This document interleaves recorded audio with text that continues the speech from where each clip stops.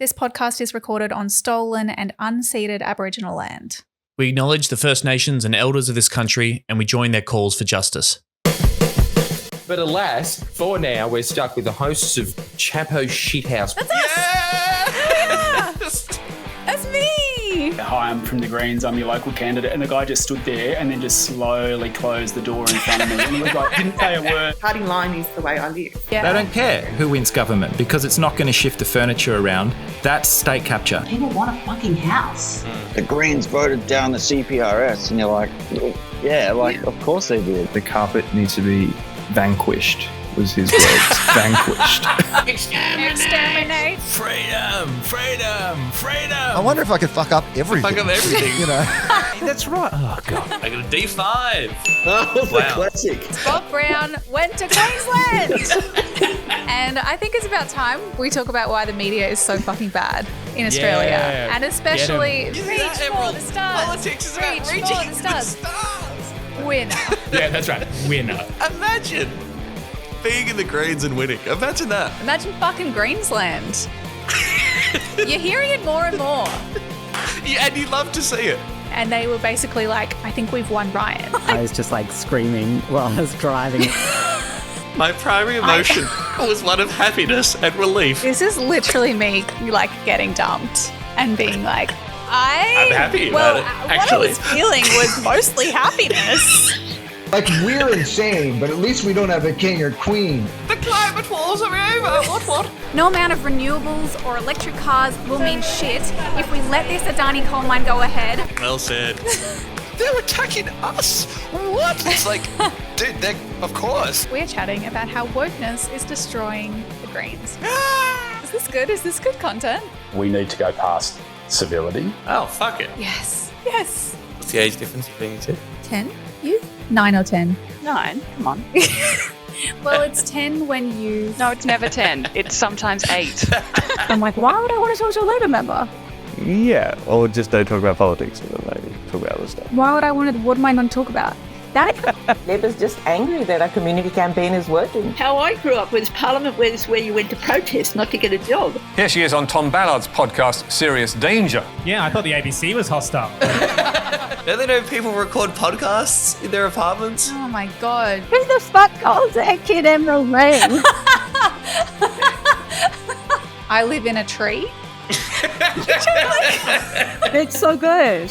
We had a long discussion about why I voted for the Greens, and I think at the end of the night he was still, all right, I still love you no matter what.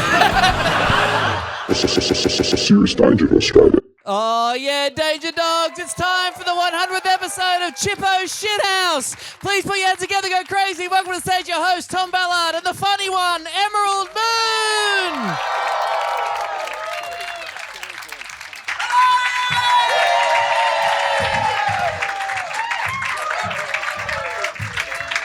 How you doing, motherfuckers? Oh, my God, we're here, Emerald. Can you believe it? No.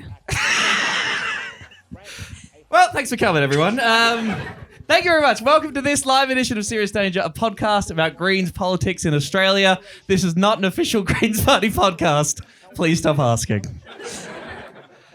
This is made with the help of the Green Institute and produced by a wonderful producer, Michael the Griffin, whose birthday it was yesterday. Give it up for the Griff! Happy birthday, Griffin! And this is our 100th episode in front of a live audience. In Melbourne, though. Emerald, You this win is some, the you most lose livable some. city in the world. Is it still in Brisbane now? Well, it is. We've got 3 Greens MPs, so it has to be. All right. No, we will have no cheering for Greensland on this event. All right, fuck off. Yeah, they're pretty good. How have you been enjoying your time in beautiful Melbourne? Oh, I'm here for as little time as possible. I came in yesterday. I'm leaving after this. Why do you hate it so much? The sun came out today. There are some good op shops, okay. I'll admit. Thank you for dressing like a figure. I know, I'm like, this is purely me making use of the visual medium where I just get to dress like a large cat. Because it's funny. Well, I'm wearing my Serious Danger t-shirt, and I'm wearing the t-shirt of the band to the gig, mainly because I knew it would annoy you. Cringe. Thank you so much for coming out, you guys. We can't believe this. We sold the show out. This is our 100th episode. We've got 2 amazing guests who are going to come out later on, and we're going to have fun together, and it's going to be good. Hope so. Can you believe we've made 100 episodes of this thing? No. Someone asked me the other day, so do you just keep making the show? Like what happens? I was like, fuck, I don't know. Don't ask me that. I guess so, fuck. Yeah. Quick timeline. We started this show in November 2021. Then the Greens won the 2022 election. Yeah, and at that point it already felt like we'd been doing it for a long time. What does that mean? It's been horrible for me. I don't know about you. Brutal. And then everything's been going fine since, right? Like the left has just been winning for the past year. So and the world generally just getting better, you know. We've been crushing it. Oh my God, I can't believe that you guys listen. Thank you very much for coming out and being here. It really means the world. And this is going to be a really fun show. Should we crack on with our first story? Yeah, let's do it. So I have a question for everyone here. You know, who thinks that the Greens are an ethical party? Raise your hands. A few people. Okay, well, you're all fucking not wrong. Enthusiastic. Yeah, no, that's interesting. Lucky we're not an official Greens party. Yeah, you're wrong, because that's us, morally corrupt. The Greens. Oh, shit! They're real bad boys in the Greens party. I don't know if everyone kind of followed this story this week, but a few of our MPs got booted from their respective parliaments. Oops, because they're real cool and naughty. What happened was Tuesday. Set the scene. It's Tuesday. It is it's Victorian Parliament. 3 young climate protesters came into Parliament. They were up in the gallery. They hung banners over the side, as you can see in this picture, you know, raising awareness for the climate strike that happened yesterday and calling for an end to coal and gas. Crazy stuff, hey, that they would be asking to please don't fucking destroy our future. But it was too much, apparently, for Victorian Parliament because they were asked to leave. And in fact, actually, MPs were asked to leave because it was so upsetting to be in there while security escorted these kids out. But the Greens decided to stay behind and took a selfie. Naughty. And so someone decided to snitch on them. Great. Labor. Does anyone know who Labor MP Belinda Wilson is? I don't know. You're Victorian. Are they? Well, they're a little fucking snitch is what they are. Apparently, Ripple said, okay, Speaker, this is putting our MPs at risk somehow. I don't know. The selfie somehow is putting them at risk. The fear being that it's going to discourage future protests because that would be really dangerous and bad, wouldn't it? Or encourage. That's right. Meanwhile, or maybe discourage if protesters don't want to be seen in a selfie with the Greens MP. Yeah, that's right. Yeah, that's right. I don't know. Look how cool they are. For people listening to the podcast, yes, we should describe the photo that we have. This is a meme that was created after Gabrielle posted the thing. Yeah, I made these. Oh, you made these. I spent a long time last night putting the cool guy sunglasses on our MPs and a spliff in Gabrielle Devitri's mouth. I'd now like to point out everyone regularly makes fun of me for not having a real job. This is how you use your time. This is what I do for work. Okay, so we got Gabrielle in the what are those? The cool guy sunglasses. I don't know how else to describe this. Yes, no, that's exactly what they are. Yeah. She's smoking a spliff, thanks to your Photoshop work. Yep. And they're in the selfie with the other MPs. Who have you in the selfie? Who are these other MPs? These other MPs, Amy McMahon and Michael Berkman. My good friends. Yeah, woo, that's right. Yeah. Queenslanders. They've also got the cool guy MPs, but they also just look cool in the photo anyway. Because what was happening after the Speaker had said to Gabrielle Devitri, why'd you take a selfie? That was really naughty. You should apologise. Go away and think about it. Meanwhile, in Queensland, Parliament's also sitting. It's 6:30 p.m. at night. Emerald has gone home for the day. She's in Coles actually picking up some stuff to make a ratatouille. It was delicious. We find out that Labor Leader of the House, Yvette Darth, has moved a motion without notice to find both Amy McMahon and Michael Berkman, the 2 Greens MPs in Queensland, in contempt and to suspend one of them, Amy, from Parliament for a day. They moved one after the other, basically no time for debate, and surprise, surprise, the Labor majority won House of Queensland Parliament decided, they are in contempt. Let's boot Amy for the day. Amy was escorted off the precinct by security. And the detail that I like the most, she told us afterwards, was that he walks with her out to the gate, and she'd ridden in that day on her bike. And so he's standing there as she's like clambering on her bike and just kind of sheepishly cycling away in the most Greens MP fucking nonsense ever. And the following day, Wednesday morning, the speaker, it transpired that Gabrielle Devitri would not be apologising for taking a selfie, and she was kicked off the precinct without pay as well, too, for the day. They cut their Apparently fee? it's suspended without pay. Holy for shit. Gab. Yeah. Like Don't be too sad. She's an MP. She can afford it. But, it's not ideal. It's like an NRL player being suspended for a round. Yeah, that's right. Why? Because they didn't say sorry. They're naughty MPs. They've got to apologise. People's feelings were hurt. Yeah. The problem, apparently it's not actually illegal. It's not allowed to take a selfie, but it was about the fact that Gab could be encouraging protest. For the Queensland MPs, Amy McMahon tried to introduce 3 bills that would have raised revenue. One was taxing the big banks. One was taxing gas companies. Yeah. One was a levy on property investors who leave homes empty. Really evil stuff. But the government reckons that crossbench MPs shouldn't be able to introduce revenue bills. So they said it's really naughty that you keep trying to, do things like put policy proposals on the table. That's your actual job. So they think it's like unconstitutional or something. Yeah. Whereas Amy said that the Greens have legal advice that contradicts From that. 3 separate constitutional experts Right. disputing that. But, And this is the Queensland Constitution, which this is the exists and is a Queensland real Constitution. thing. It's a real... Believe it or not. Yeah. And in It's the not Constitution, just a recipe for 4X or in the whatever. Constitution, no, that's right. Yeah. Well, that's in there. That's in there a few pages before government of the day must lock up children. Which is why Michael is also suspended for interjecting during a debate on locking up children as young as 10. That the government is proudly locking up children, which the Attorney General found very offensive, to which I might ask, could you simply stop doing it? Asked that he withdraw and he refused. So that's why he's in contempt. Well, is the issue that they're not doing it proudly and they're ashamed of themselves? Well, they do media releases saying our tough new laws are resulting in young people being held in prison for being detained for longer periods. Right. That sounds pretty proud to me. I don't know why I do media release otherwise, but... God damn it. So, and Michael wasn't actually suspended. This is the threat was there, but it didn't actually happen. This is the good part, right? So also, if he gets suspended, do you get the day off because he's your boss? Oh, no. Amy had to fucking, be such a good girl that she went around the community doing free breakfasts and barbecues and everything. So I'd probably be forced to do something similar. What Horrible. What a fucking bitch! I know.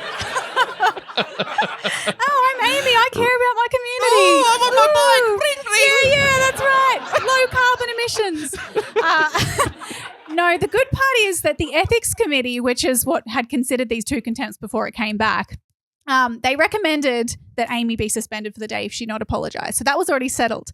With Michael, they recommended that he apologise and didn't recommend any penalty. But when it came back, the government's gone, I don't really like that. Actually, we'd quite like to punish him. Can you reconsider? So they've referred him back, which is unprecedented, actually. Apparently that's never happened before, but they didn't agree. So who's on the ethics committee? Oh, a bunch of Labor and LNP MPs. Okay, right. So a bunch of them said, don't punish this guy, and the government said, go back and have another think about what he's done. Yeah, they're like, try again. See what we come up with next time. So, yeah, we'll see. I mean, do we think that this is a good strategy for Labor? That they're like, if more Greens start getting elected, why don't we just suspend them? Labor would rather make being a Greens MP illegal than go to therapy. Yeah, that's right. Yeah, exactly. Yeah. It's going to happen more and more, right? Like, why not use the powers of the parliament, particularly in Queensland where they dominate it so much? How many Labor MPs are there? Like, I don't know, too many. One Labor MP is one too many. No. Yeah. But they obviously dominate the parliament so they can rig the rules that way and use their power as much as they like. Absolutely. They could, but keeping in mind the LNP voted for it too. Right. Okay. They also want them out, of course. Yeah. And Michael actually has another ongoing ethics committee referral, which I can't talk about too much, I guess, or I could also be held in contempt. But funnily enough, for making a post simply reporting on the fact that there was a very similar protest to the one in Victorian Parliament where climate protesters came in and hung banners saying, stop coal and gas. And he said, I absolutely agree with the message that we should stop coal and gas. And that's apparently inciting or encouraging protest on the precinct. So fuck me dead. We'll see what happens there. Yeah. Well, I don't know about you. I would like to encourage the fact of people staging protests to try and stop the world being on fire. Do you reckon that's a good idea, everybody? You're all getting contempted. I'm telling the speaker. you have any thoughts you'd like to share about Don Brown, the MP, Emerald? She got into trouble for that too. Okay. Well, we're going to bring out... We'll cut that out. All right. We've got next guest. Yes, we please. ready? We ready to go? Okay. So our next guest is a writer and a scholar living on Wurundjeri land in Naarm. That's here, everyone, in case you didn't know. They've lectured in philosophy and they taught criminology and literary theory. They're very smart. They campaign, write and do TV and podcast appearances like this one. On issues like renters' rights, workers' rights, and queer rights. Everyone, please welcome Hiero Badge.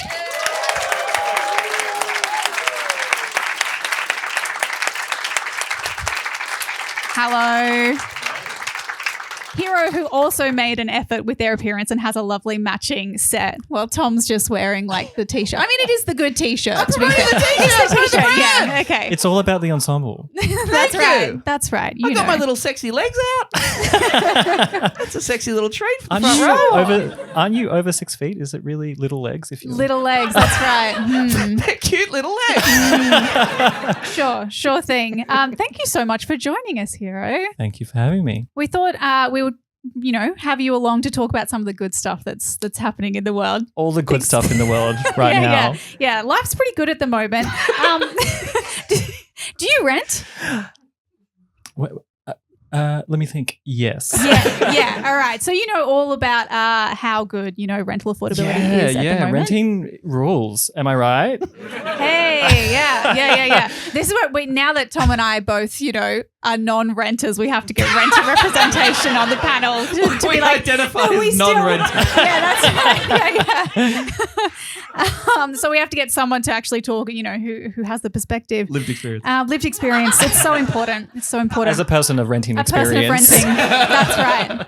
That's right. So we got some new rental affordability data this week, and tell us, is it good? Is it good news? We need some good news. If you're hoping for good news about renting, maybe don't look at the news. Okay, got it. Yeah, TLDR for anyone who is allergic to numbers like I am. But the news is not good, and rental affordability has never been worse and is currently plummeting, not just in metropolitan areas, but also in regional areas, which have hitherto been safe from rent increases over the last few years post-COVID, or not post-lockdown. Yeah, right. Yeah. There's a new report that came out this week, but it's Yeah. looking at sort of the actual data from earlier in the year. Is that right? So it's a report that is done by SGS Economics. Don't know who that is, but Shelter and the Brotherhood of St. Lawrence. They do it for every financial year. So the figures are actually from I guess July last year up until or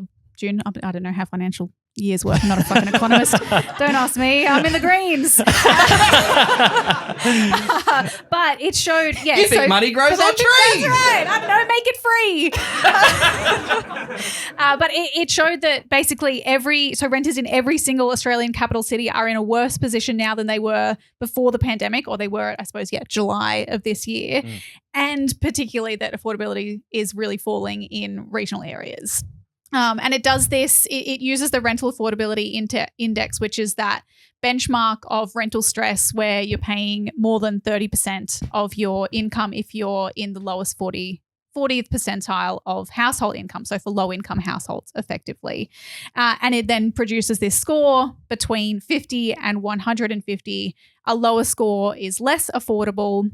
A score of 100 is where you hit that point of rental stress. So you're paying 30% of your income if you're a low income household. Maybe we can get a little graph that kind of illustrates what we're looking at here. So here you can see things bad because that's over there. That's 2023 and everywhere except I believe Hobart and the ACT where they have rent controls. Things are getting much, much worse. Sydney saw a 13% decline in affordability. Melbourne and Perth a 10% decline. Regional areas getting much worse. And this particular graph, this is for a single person on JobSeeker. So it kind of goes by household type. And it found that a single person on JobSeeker would have to spend more than their entire income, so 106% of their income, to rent a median one-bedroom home. It was 89% last year. So that's much worse. And if you're wondering what the spike is, obviously in 2020, that's not, landlords being nice. That's obviously because this is job seeker. That is when we doubled job seeker and, gave people a livable fucking income. And imagine crazy, right? I love that idea of 2020. It's a crazy world and landlords are just going to be generous. I don't know what I was thinking, man. Well, Albanese was being very generous. We might remember his tenant getting on TikTok to tell us all about it. Oh, that was so good. That was a good time. Good time. So good. Reminiscing. So yes, as Tom pointed out, this is from the financial year ending July 2023. So do you think, though, that in the following 5 months, it's now November, things have become worse, or are conditions easing slightly maybe? I think I'll give you two answers. I think there is a conventional wisdom that things are going to be easing up, and that as we go on, rents will magically start improving. Yay! So good, guys. We can finish the stuff there, right? Unfortunately, I think that is just absolute fantasy, and I think we're months, if not years, from the peak of the housing crisis. Like I don't think we've reached the peak yet. I think we're still far off, and that things are going to get, unfortunately, a lot worse. Right. I believe we can get there, guys. Together. We can do it. We work really hard. We can do it. And that's and if landlords like me put in the hours. I got to stop mentioning that. Sorry. Because planning regulations are too tight, right? That's why. But we've got governments working on it. And since governments are cutting all this red tape and they're going to let developers build, 90-story towers on a floodplain, luxury towers, then it's going to solve the housing crisis, right? So things will get better. Yeah, sure. Yeah? No, not at all. Just absolute rubbish. A lot of the things that governments are doing at the moment will not result in any significant improvement in the housing situation because they're fundamentally not interested in fixing the housing situation. Housing in this country is treated as a way to generate passive income for a property class of people, and that is what the system is designed and geared to do. No shade. And so like at the federal level, you have things like capital gains concessions and negative gearing, which are more or less off the policy table because Labor isn't interested in touching it. And so, it's a situation where we know what the problem is and we know how to fix it, i.e. remove those things, but there's just no political will to actually do that, hence why things are actually not going to be getting better. And when it comes to talking about all the kind of regulation, so in Victoria, for example, the housing planning system approves up to 40,000 new residences every year. The issue is that most of them take forever to get built. So less than like a quarter of that had been built by halfway through this year. So of all the 40,000 that had been approved up into the year so far, like less than a quarter had actually been built. And there's lots of really complicated reasons for that mostly just revolve around capitalism. It's really councils are the level of government that approve plans, and pretty much all councils approve pretty much all plans that come before them. This idea that they're kind of knocking things back willy-nilly and they're causing the housing crisis is just absolute. The naughty Greens in council in particular, I hear. It makes for a great talking point, but there's actually just no evidence to say that that's actually happening. But what is happening is that developers are, for example, land banking, where they will put in an application and say, we're going to build, 1,000 new homes, and then they'll get it approved and then they won't build them because developers are, they're there to make money. What? And if Shock. Housing providers. I think they prefer the term housing providers. Actually, in Developer is a Victoria, they've removed the word landlord from all legislation, and now it's housing provider. So, fucking what? Right? Are you fucking serious? Yeah, no. Yeah, like in the Residential Tenancies Act, it's the housing provider. So real estate agents. I was joking, but that's actually real. Yeah, no. Wow. The People's Socialist Republic of Victoria. Holy shit. Yeah, no, because my real estate agent was like, "Oh, the housing provider," and I'm like, "Yes, you can tell the landlords." What was I saying? I'm sorry, land banking. So they're taking a bit of all this stuff, and then they just wait for the value of the land to go up, and they can make more money without doing jack shit. There have been developments in Victoria that have taken 40 years to complete. So this idea that by removing red tape and just letting developers have whatever they want, that they're going to suddenly, build enough houses for everyone just isn't going to happen. Developers are never going to provide enough houses for everybody, because then they're not going to make profits. Yes, exactly. That's right. They're incentivized to underdevelop, to underdeliver housing, because that's how they make money. Yeah, and you can get a sense, right, of what solutions are going to benefit developers and the property industry versus people who are actually looking for housing by what developers in the property industry will campaign against. And they sure don't campaign for, cutting red tape or against cutting red tape, but they will campaign viciously against, cutting back on capital gains tax concessions or ending negative gearing or rent controls or anything like that, because they want to be able to make money, because they will charge whatever they can, because it's their job to make money. That's what they're there for. Whereas, public housing, in theory, is there to provide housing. Yeah, absolutely. I think that was something that came up a lot in the recent Victorian rental inquiries, which I'm sure no one saw because they were really long and really boring. But I say they were boring, but it was kind of a banality of evil situation. You just had a bunch of landlords and developers getting up saying the quiet parts. Someone beep that out. Housing providers, quote unquote, getting up on camera, just landlord saying, is a slur. Hashtag not all landlords.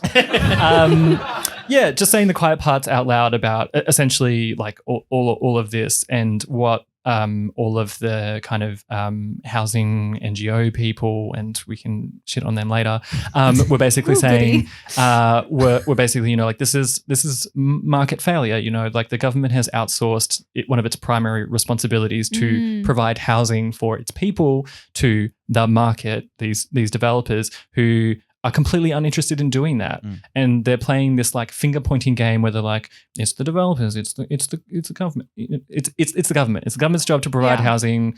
There's been a decades long retreat from public housing, which is there to, as you say, simply make sure that everyone has a roof over their head, and instead we've gone down this path of making Gen X more money. Yeah. Well, maybe we can talk about, yes, I was reading an ABC article about the new report, the Rental Affordability Index data that came out this week, and they have the usual suspects, kind of the NGOs. But the commentary, I will say, was not as bad as it sometimes has been from the NGOs in this. I thought it was interesting. National Shelter, who contributes to the report, was saying that, low vacancy rates mean property owners can ask for a bit more. Not saying that, yes, greedy fucking landlords will ask for whatever they can. That's kind of the underlying subtext. But saying CGT concessions, negative gearing, etc., need scrutiny. Quote, it is getting to the point where if you have a property, it is easier to continue to get properties, get up to your third, fourth, and fifth property. But there are households who can't even get a property. I don't know if this is just because I'm a Greens hack, but if anyone's ever heard the Greens talk about housing or read the Greens website on housing, it sounds a bit fucking familiar. That's literally what we put on flyers, or I've been putting on flyers for the last 5 years, is that it's easier to buy your sixth property than it is to buy your first. But I think it's steal our words all you like, because it really shows that the discourse is actually shifting, and we're having to finally acknowledge that, yes, we have an unfair taxation system that incentivizes fucking price gouging, or, incentivizes the commodification of housing rather than housing as a right, as something that everyone deserves. But then, like, I mean, yes, that's a great thing for the Greens to campaign on it. But I remember Albanese during the election campaign literally said negative gearing is good. So it wasn't just, we went to an election with a policy to reform negative gearing and it didn't work. He's just like, no, it's actually good now. And we think it's actually good and we're not going to touch it at all because we don't want to Why ask do they those think questions. it's good? Because it incentivizes more investors to get into the market and provide housing. Yeah, Is that exactly. why? And they think it's the good, and they want to say it's good because they don't want to be attacked for it and fight for something that will actually make a difference in people's lives and actually do something to address the fucking housing crisis. Yeah, well, okay. The report that we're talking about actually addresses this point. This report was quite good. I don't know if you saw this part, Hiero, but it says, it's kind of a long quote, but I'm going to read it all. It's talking about the rising numbers of people who are renting together with the lower proportion of people who are renting being in the public housing market as opposed to the private housing market and where that comes from. There's a range of factors. The introduction of the capital gains discount in 1999, combined with negative gearing, has, quote, dramatically increased the number of investors who compete with homeowners for available property. Right. And kept more households out of home ownership, trapping them in the rental market. Higher income households then seek more affordable rents to increase their ability to save a deposit to move into ownership, which further displaces lower income households from lower cost rentals and increases their level of housing stress. The system works. Yeah. So working as intended then, right? Exactly. Exactly that. I mean, I often shout into the void that is Twitter, X. Your rent is going up because of investors, because of this kind of speculative game they're playing. You know, there's 10 investors showing up at every property, each with, a bank full of a couple $1 million, each just trying to outbid each other. And then they grossly overpay what the actual value of a property is worth. And then to recoup that loss, they rise rents. And then what happens, so the way that rent rises work in Victoria is absolutely cooked. So when a landlord wants to raise rents in Victoria, they need to provide you a little document that has a couple of example rents in the area that says, oh, look, other people are charging this. So what they've effectively done is that anytime one landlord raises the rent, every other landlord in the area can just put that into a document and say, well, they're charging this, so we can put it up. The market, baby. Exactly. So it doesn't, if all the other landlords jumped up a bridge. No, and it's exactly like that. And there's no rules about like what kind of properties. So, recently my partner and I just moved from our home of 5 years because our landlord tried to raise our rent by $550 a month. And in our notice of rent increase, they listed about 7 or 8 luxury properties with things like rooftop cinemas. And we were like, we don't have that. Yeah.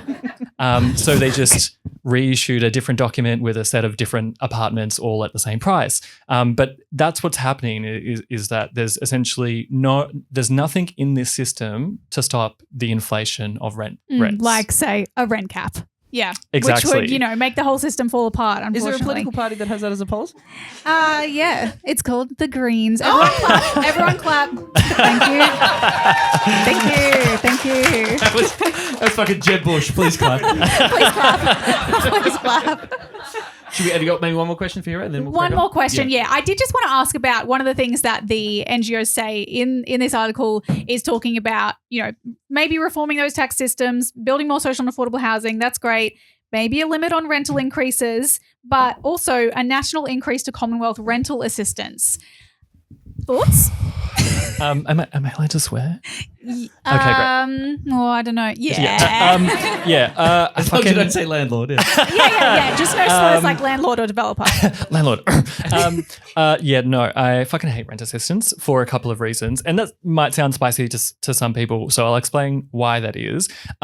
So firstly, the way rent assistance works, is also kind of cooked in that it's like a supplement on top of an essentially unlivable payment that the government can then utilize to say, it doesn't matter if welfare is unlivable because, they're getting rent assistance on top, even though the rent assistance that people are getting is absolutely tiny. Like, it's kind of embarrassing, we're talking like a couple $dozen. Like, it's not paying for anyone's rent by any stretch of the imagination. The other thing is that if you think about it, this is just another market-based solution. You know, I think that Labor are essentially technocrats. They have this belief that so long as they're in charge of the system is good, and they have no interest in changing it. And so what rent assistance is effectively just the privatization of public money. It's just the government giving money essentially directly to landlords.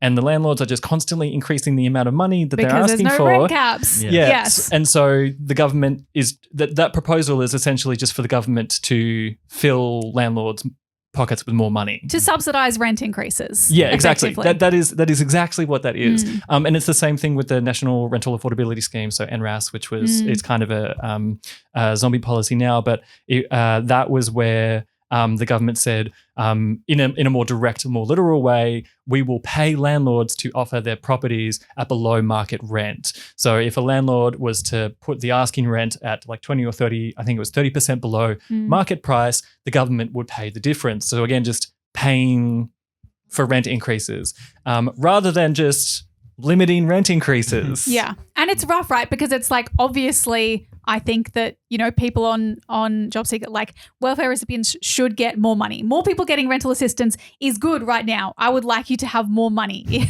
I would like all of us to have more money.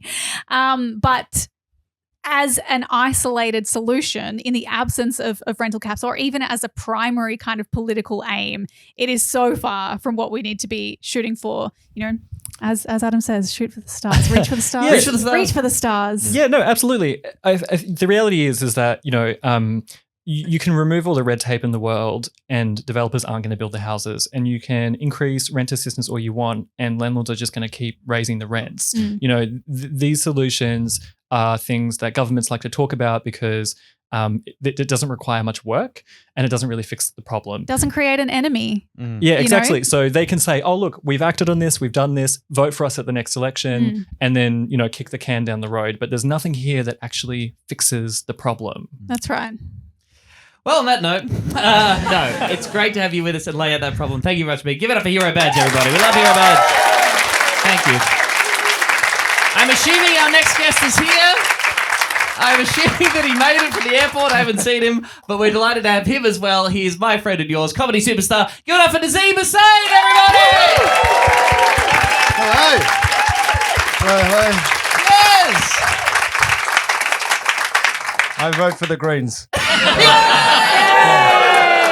Oh, he admitted it. It's the only room you'll get a cheer in. I mean, as a I used previously a big Liberal voter, and you know, gotta shut the door behind me. My parents when they came here, you know, how am I going to corner the brown market in comedy if more of us just keep coming? So.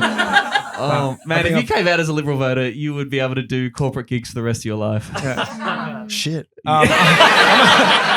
Do Greens voters, do they run corporate? No, you guys don't run shit, do you? No. Like, this is as good as it gets. Yeah, this is about it. And there was no fee in the text message. So anyway, glad to be here. So we're not very professional. This is like my charitable side. No, this is a fucking landlord This too, is a by the tax way. write-off. Sorry, housing provider. Do you? I rent where I live. I pay more rent than I receive from my Noble Park North property. And then you negatively gear it. I negatively gear it. Negatively gear it. Sorry, just for context, is there anyone on the stage that isn't a landlord?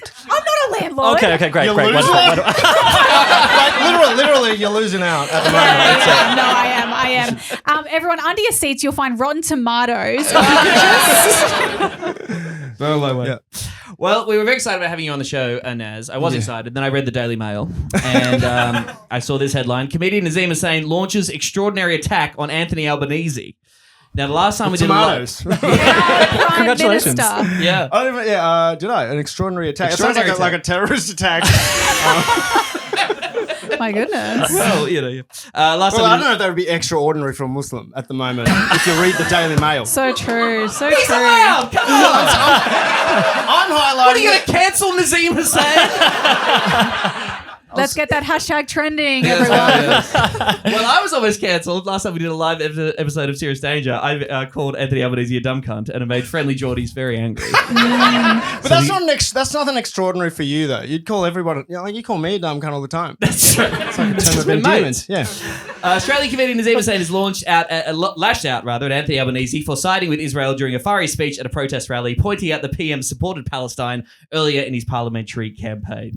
People might have seen this story doing the rounds. It was a fantastic speech. If people missed it, can you tell us what do it now? Yeah, do it all now. Get out the cafe and go for it. Yeah, no, it was it was an extraordinary. Well, look, what was it? It's disappointing because as Albanese, Labor, I was like, Labor left. This guy's got a history of, he was one of the founding members of the Parliamentary Friends of Palestine Committee, which was exciting to see someone become the Prime Minister and you're like, all right, this is it. Mask off. He's about to freaking, I don't know, not take Hamas off the list, but, there was going to be some real change on Australia's position towards the whole thing. But, then suddenly October 7 happens and then just immediately adopts the line. Yeah. And that is just, a week after, he just campaigned for the voice, aimed, in his words, at elevating Indigenous First Nations people, and here he's just throwing First Nations people in Palestine under the bus,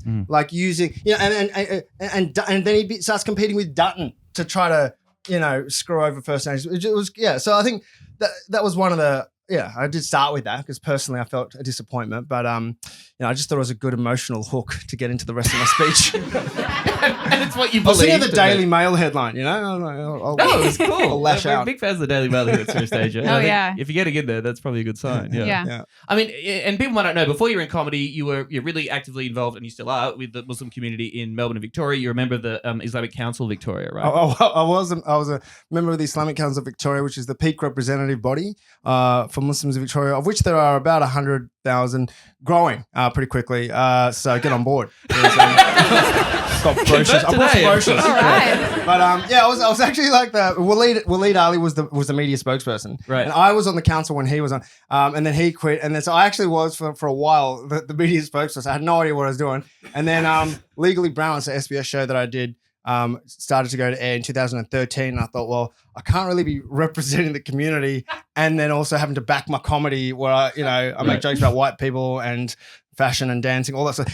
So I was like, I had to basically quit. But it was like it was after 9/11. It still felt like very post 9/11 vibes. Yeah. So Palestine was something that was just like, grow up talking about it, and being from a Muslim or / non-white kind of family. Talking about global politics is just part and parcel of it's family gatherings. Yeah. So I guess I'm just wondering, what's your read or what's your feeling amongst the Muslim community over the past couple of months with the horrors that are going down? Pro-Israel. Everyone's becoming pro-Israel. Nice. The tide is turning. No, I feel like it's, every time, Tom, you've been part of a lot of Palestine stuff, for a while. And I think every time people come to these protests, you start to feel this sense of, I think people are starting to get it now. I think this is a real sense that the lies can't, the propaganda is not really working in the same way. But this time it really feels like that, especially with social media kind of being used in a way that it hasn't been used before, just in real time, seeing the crimes that are being committed. It's kind of like there's no way to sort of deny, it's honestly horrible. Yeah. I was at the airport. I've been wearing my little Palestine flag badge, which Amy McMahon made me shout out. And I was at the airport in line going through security, and this guy came up next to me and was like, "Oh, what flag is that?" And I said, "Palestine." And he said, "Oh, lovely." Yeah,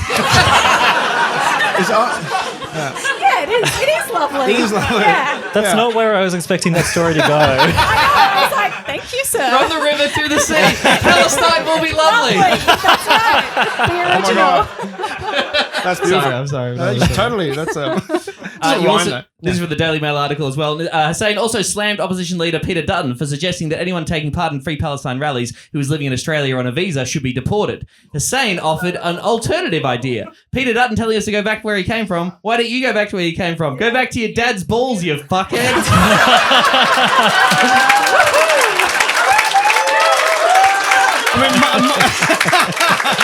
Minor correction. It was dickhead. It was dickhead. I am so glad I was quoted for. That's my favourite quote ever. I want to put that on a poster. Merch when? Yes. Yeah. Hiero, you've been going to the rallies as well. You've been involved in the pro-Palestine movement. What's your read on how this is going? How the movement is building? Whether it can be sustained? What's your read on how it's going down in Victoria anyway? So totally contrary to the renter stuff, I actually think that it feels different to how it's felt in the past. Like I remember even 5 years ago in 2018 talking about Israel being an apartheid state and feeling like the kind of weird conspiracy theory friend, and everyone's kind of looking at you like, I don't know about that. But now it's like you can say that and not be treated like a complete leper because it's true. And yeah, the rallies have just been so phenomenal. Like it's obviously such a grim time, and I'm sure that like many of the people in the room, like I've seen things that have changed me as a person, and it's just been so lovely, to use a word that was used earlier, to see these kind of things grow organically. Like I can't remember the last time that we had tens of thousands of people turning out week after week. And today there was a protest at Peter Khalil's office. Hundreds of people turned up to protest at a single MP's office. I don't think I can ever remember that happening for any other issue. Yeah, absolutely. And it's kind of like the difference between the streets and the media, and like what we're being told by the elites. You know, like I know at the start I felt like a cooker, but but it is so stark, the difference. Like it's absolutely, and I think people are just starting to, despite the way the media is reporting overwhelmingly, like people are still turning out. It's almost like galvanizing people. And what is really, I think, good to see is the almost like how much people can see that Jewish people are also on board. Like this is not a religious thing. It's not a racial thing. It's not even really a political. Like it's a humanity thing. It's a justice thing. People have been scared for a long time of being called anti-Semitic if you support Palestine. If you are anti-Zionist, like I think Israel has really tried to make being anti-Zionist mean you are anti-Semitic, which can't be leveled at people who are Jewish. And when they're coming out in their thousands globally, and that's not sticking anymore. It's like Saudi Arabia trying to own the identity of being Muslim globally. Like that doesn't work. After a while. You start to see Saudi Arabia for what it is, like a regime, like a racist regime. And I think that's what's going on with Israel at the moment. They're having a tough time keeping up with the people. Yeah, no, it's been really wild seeing these kind of Zionist claims about anti-Semitism on the timeline in the world at the same time as watching literally hundreds of Jewish people get arrested at demonstrations all around the world every day. Something is not clicking there. Those are anti-Semitic Jews, though. Of course, those are my the mistake. anti-Semitic ones, yeah. Well, and you pointed out in your speech too. You sort of shouted out to the Jewish people there at the rally, and shouted at them. No. That's in the brochure. No. Do you want to be cancelled? I don't know. I honestly feel like I want to. I just need to get on the other side of it. You sell more tickets apparently. You shouted out to the Jewish people who were there, and you sort of pointed to the high personal cost that can come with, right? Overwhelmingly the Jewish community in Australia is quite conservative, is certainly pro-Israel, and so those who do speak out can often be ostracized and face a pretty intense. Absolutely, and like if you speak out against Israel, or if you are pro-Palestinian, even if you're merely pro-Palestinian, we've received. And, anti-Semitism always spikes in these sorts of, when there's something going on in Israel, Palestine, Jewish people cop a lot of anti-Semitism. It's horrible. Yeah. That is not unacceptable.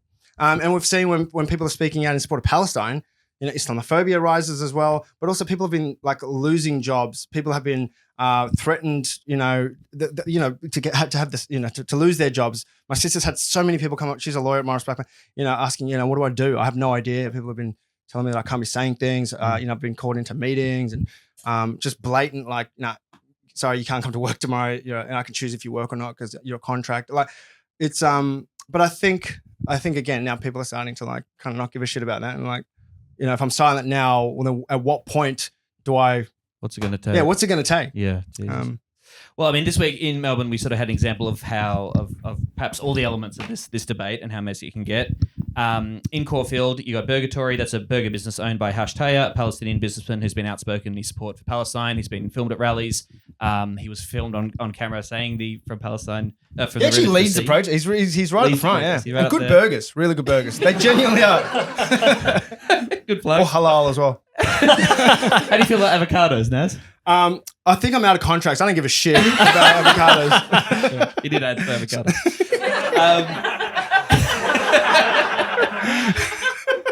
So yeah, I'm a Greens. No, I don't know. Anyway. Nice. Good save. Outspoken guy. He's lost family members in the conflict in Gaza as well, and was receiving multiple threats and calls of boycotts for his business for a very long time. On Friday last week, the store was firebombed. I'm sure people have seen the footage of it kicking around. He then took his family into hiding in a safe house. Police say there's still no evidence the attack was racially or politically motivated. They're targeting the burgers. That's No, but the night, like this burger business. Yeah, this is all off the record. From what I know, he was receiving threatening phone calls literally the night before and the night before that, saying that, making actual direct threats. Right. So, maybe it was just an accident, and someone just... You saw the video of them actually going in there. It was a pocket dial and that they were making threats to someone else. Yeah. It's another burger business. The night of the firebombing, you had pro-Palestinian people who were gathering at a park in solidarity with Taya after the bombing. He posted that he didn't want the rally to happen. The people were gathered in a place. The rally ended up taking place in a park, which was near a synagogue, where people were meeting for Friday night prayers. Lots of people were distressed. The synagogue was evacuated. There were quite a lot of ugly clashes. There were pro-Israeli supporters who came down there too with lots of clashes. So it got very messy, and the organisers of Free Palestine Melbourne later apologised for the location of the rally. They weren't aware necessarily that the rally was going to take place near a synagogue. I think some people who were involved. Yeah, it's a perfect storm. In that it's a bad storm is bad, and it was a perfect bad thing to have happened. I'm not pro storms. I condemn storms. Thank you. I think originally, people wanted to congregate out. They wanted to protest out the front of the shop, because there's also that video going around of I think it was a teenager or maybe early 20s. This kid was not well. Talking about like how Gazans deserve it and this and that. Yes. Anyway, it was not good, but that went around, and that also pissed people off a lot. People were pretty upset, so they went to protest, and Hash said, no, don't protest outside my shop. So they went to a park, and obviously very Jewish area. People come from across Melbourne. Yeah, Jewish people were pretty riled up. Pro-Palestinian people were riled up. So it's anti-Semitism just ready to ignite. Islam. Like it was just it is exactly what. Zionists or people who are wanting to taint the movement were looking for. Just, coming to a Jewish area to intimidate. And sure, I'm sure people were intimidated and intimidating. So it's not a good thing to happen. And as everybody has been saying, eye on the prize. This has got nothing to do with like a local social cohesion is very important, and Muslims and Jewish people and Christians and people of faith and no faith have all been part of this movement. And anti-Semitism has no place in any social justice movement. So it's horrible when these things sort of happen. But when movements are so large, these things happen on both sides. So it's horrible. Because and the cynical thing is pointing to these instances and using them to delegitimize. And then weaponizing it like in Parliament. Peter Dutton then just takes that and runs with it. Right. Suddenly he cares about racism. Yes. Suddenly he cares about not being on the side of racism, which is new. Yes. Because he's also very concerned about violence while still backing Israel's war crimes to the fucking hill. Exactly. Like how the fuck can you back a state that has killed more than 4,000 children and then get on your he was a fucking Queensland cop, so I think it's in his DNA. Shout out to any Queensland cops out listening. That's you. That's who you are.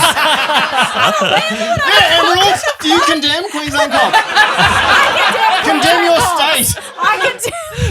The Queensland cops have a series of tunnels underneath this venue.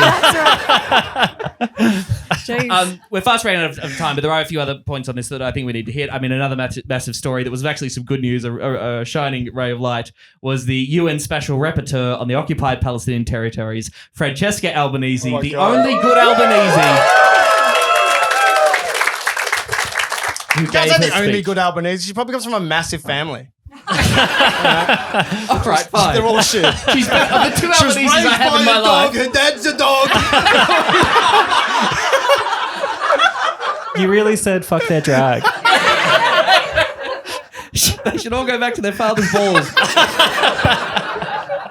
But I know you enjoyed that, particularly Emerald. Like, what do you think of her on display and like decimating the insane talking points that were thrown at her by the press gallery journalist? Was like, what appealed to you the most? It was incredible. I also want to know what she thought about, like, if she expected everyone to fawn all over her that much. Like, do you think everywhere she goes, she has this kind of response, or was it just that, like, just us because she fucking owned them, and for the whole week, she's Australia's hero as far as I'm concerned. Particularly, I mean, like, you know, when there was this insanely bad faith move from Daniel Hurst from the fucking Guardian. He's the Foreign Affairs. The fucking Garden.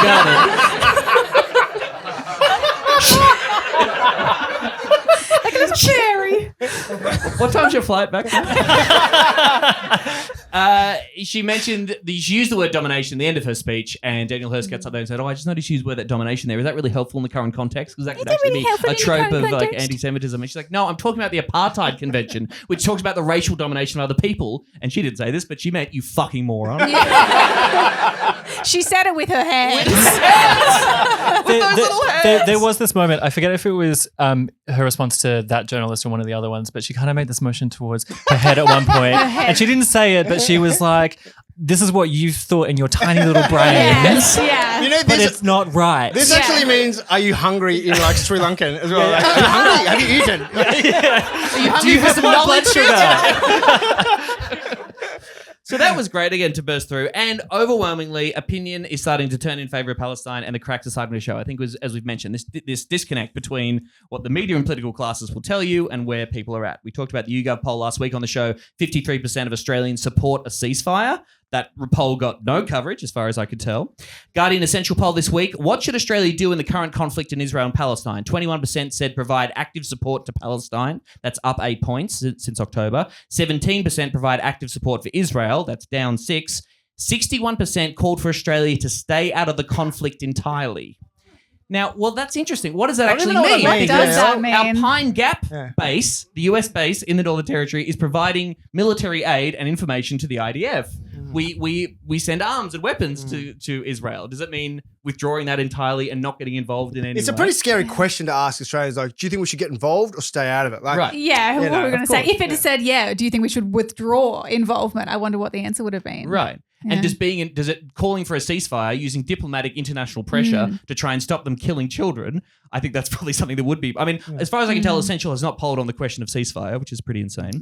Okay. Just 35% of Australians described Israel's response as proportionate. That's down 7 points. Just 31% say they're satisfied with the federal government's response to the Israel-Palestine conflict. We had 2 Labor backbenchers and the Coalition MP Mark Coulton joined the Greens at a press conference, receiving petitions signed by more than 120,000 Australians calling for an immediate ceasefire.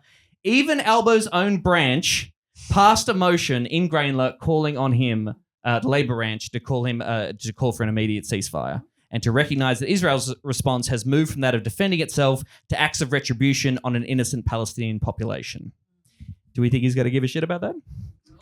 I think personally he does, but I reckon he's just sold out, hasn't he? This from that same story. This is very interesting. I think you'll be interested in this. One Labor MP raised criticisms about how the Greens were responding to the conflict, claiming the party was vote harvesting, and asked Albanese how to push back against such tactics. Don't you think that all of the people who have the take that ScoMo missed a moment, like missed a social movement, and that's why he lost the election, because he didn't understand that people cared about climate change, I think people would say. Right. Are those same people not looking at tens of thousands, maybe hundreds of thousands of people marching in the streets for a ceasefire for Palestine, looking at that and going, maybe Albanese's missing a moment? No. I feel like, at the moment, ceasefire still equals victory to Hamas. As soon as I think the tide turns and people start to think, okay, no, ceasefire doesn't mean you support Hamas. I think that's when, if they had a backbone, they'd stand up and sell it. That's not what it means. But if they took a position earlier, then they're going to have to defend being a terrorist sympathizer all the way to the election. Like, it just becomes like that big wedge. I feel like that's the only way I can rationalize in my brain. Like, how else does it make sense? Well, my more cynical take is that Labor can take the heat for a while, because when has a federal election been determined by a foreign policy issue? I mean, Labor can say, yes, these people are going to hate us. Where else are they going to go? Maybe to the Greens. That's a fight they're already trying to take. But between now and the next federal election, they probably view it as a moment and a level of anger out there that will pass. Also, I think that there's been a really cynical calculation here about the normative license of anti-Semitism versus Islamophobia. Yeah. I think that Labor as an entity has decided that any like leeway given to Palestine and anything but total support for Israel's genocide is going to lead to domestic claims of anti-Semitism, similar to what British UK Labor kind of went through, and that will stick with them. Right. Whereas, we've lived through 20 years of non-stop Islamophobia. Right. It's the air that Australians breathe. So they've probably just calculated that they can wear that rather than the alternative. Well, the Greens have gotten all the Muslims now. Like, basically, seriously, you just check out the Greens. Friggin' any comments, it'll just be hijabs and beards. Just, well done, brother. Well done. Come join us. What a kebab. Like, we're all in. We're all in. You'll see us at your pride marches. I will be there. That's the strategy. Well, you're very fucking welcome. Look, we've got to wrap it up really soon. We want to have a little talk to you just before we say goodbye, but we want to say a huge thank you to our amazing guests. Would you please get up for the wonderful Hiero Badge and Nazeem Hussain? We love you guys.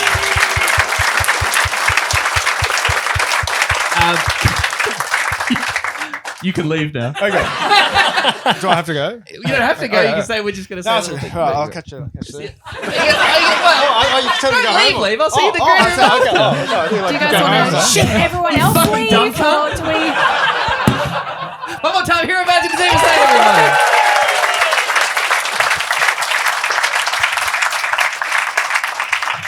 So smooth. Thanks very much. I should have said something to them about that. When we say thank you, fuck off. Leave. And that's our 100th episode, everybody. We did.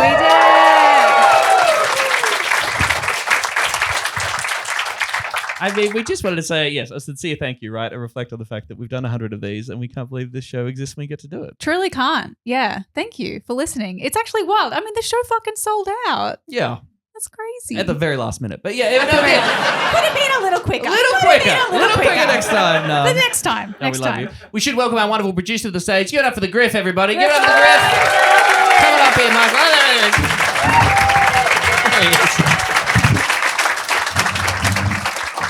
What do you think, mate? We've done it. We did it. It's all right. Yeah, we did it. That's all I got. Well, thanks for joining us. I had a long birthday night last night, so yeah, we did it. Mike got home at like 7 a.m. or something. Not to, Yeah. You were at the goddamn Peel. I haven't. Yeah. It's been a while since I partied like that. Yeah. Everyone's going to be looking to hang out with Mike tonight. No, they're like, what's Mike doing after the show? He's got the goods. We want to say a huge thank you to the Comedy Republic. If you've never been here before, this is an amazing venue that does incredible comedy. Thank you so much for being so good to us. Luke on tech, give it up for Luke. Thank you very much, Luke. Karen, Reese and Alex, we love you very much. Thanks for having us here. And we're going to be selling merch after the show. Yes, we are. That shirt as well. We have it Not in this specific shirt. Not that specific shirt. That's extra. They're $35. We'll have them downstairs. We have the stickers as well that have the classic Clive Palmer quote, if you want the doll for life, and free marijuana, vote Greens. Yes. They're $3. T-shirts are $35. Yeah. And if you just want to come and say hello or grab a photo or whatever, that's totally fine. That's no worries at all. Our call to action really is obviously keep showing up for Palestine. That's vital. But generally, anything you can do to spread the word about the show. We want to really build it, spread the audience, to get as many people listening as humanly possible, even people who aren't members of the Greens. We do have some. We do have some. We do. True. We have some Labor members who listen. Yeah, it's true. I met one of them. Oh, guys, be nice. Thank you for being here. Thanks for being a Danger Dog. We love you very much. And here's to another 100 episodes. Michael Griffin, everybody!